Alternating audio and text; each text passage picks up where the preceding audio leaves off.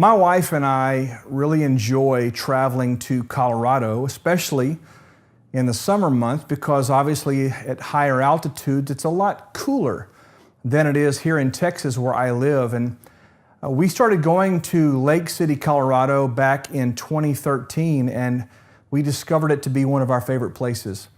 And one of the great adventures that we experienced there is something called the Alpine Loop. You can Google this, you can go to YouTube and just put in the search field Alpine Loop. You're going to find all kinds of videos of these incredible vehicles driving on passes that are not drivable with regular vehicles. In fact, you're required to have a four-wheel drive, a legitimate four-wheel drive, specially equipped vehicle to go on these passes because they're treacherous, they're very steep.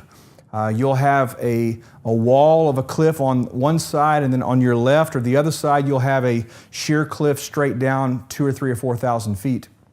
And I will tell you, the roads are barely as wide as your vehicle, and it's pretty hairy.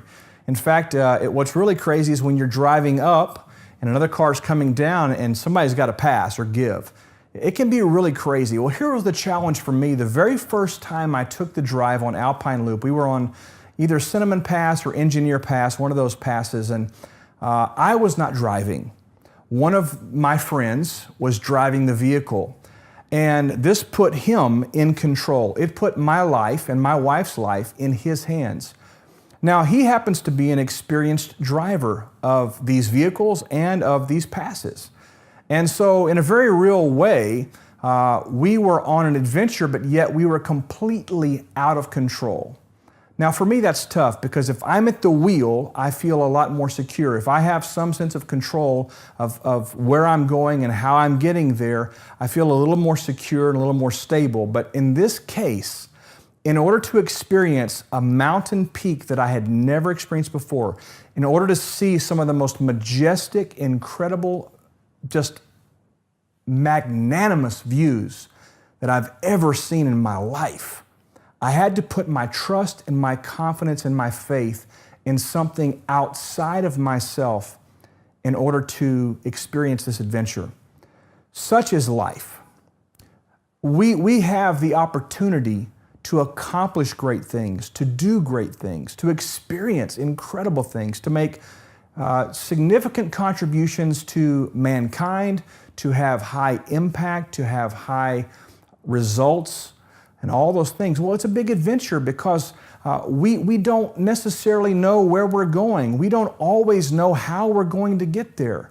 We don't know the obstacles we're going to meet along the way. We really have no clue. We just set out on an adventure, on a path, on a journey, knowing that we've been invited, knowing that we've been, it's been extended to us an invitation to come up a little higher, to see a little clearer, to see a little farther, and to experience something we've never experienced before.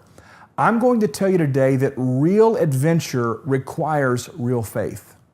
If you think you have to have it all figured out before you step out to pursue a new level, I'm telling you, you've got it wrong.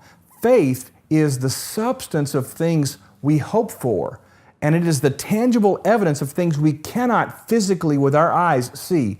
So in other words, you have to believe in something you can't see. You have to rest in the evidence that what you've been invited into is very tangible, very real, even though you've not touched it yet. And you've got to go out there and you've got to go get it. In my world, I have to trust that God has my path laid out for me. In my world, I have to trust that my Creator, my designer, knows the plans He has for my life. And I encourage you in the same way. Real adventure requires real faith. Don't be an engineer type of a thinker. Don't think you've got to have it all figured out. Just say yes to the adventure. Say yes to the invitation. And then know you're going to have several moments along the way where you've got to say, I trust that something else has me. I can't control this. I'm just putting one foot in front of the other, and I'm taking one day at a time, and I'm going to experience great results because of it. Hey, my name is Brian Holmes. I'm delighted to have you with us on the program today, and I look forward to having you back here with us very, very soon.